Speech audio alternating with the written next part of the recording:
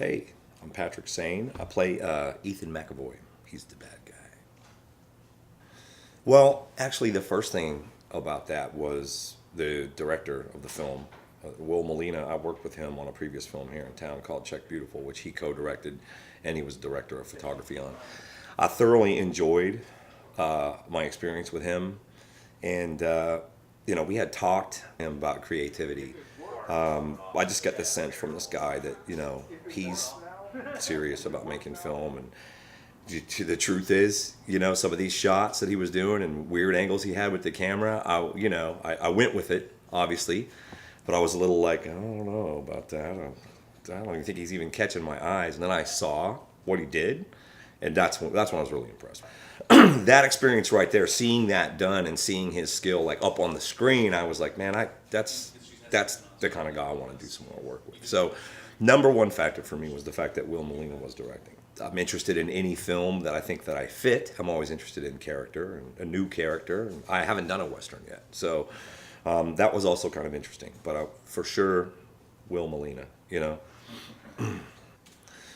Well, Ethan's kind of cool as a bad guy because the protagonist in this film is not quite a good guy. They're connected. I don't want to give too much of the plot away to you guys, but they're connected to each other in a long-term kind of way. So there's an aspect of that character that I think makes him a little more interesting than just your standard. And I've played some very standard brutes, standard evil guy, But this guy, there's a little bit of a dynamic going on between him and the protagonist that makes it's an interesting layer to their relationship.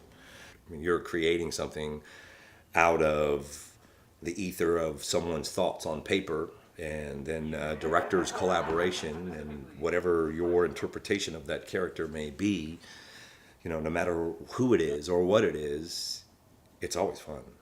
I mean, it's a great thing to be able to do this. So it's just the people that are involved.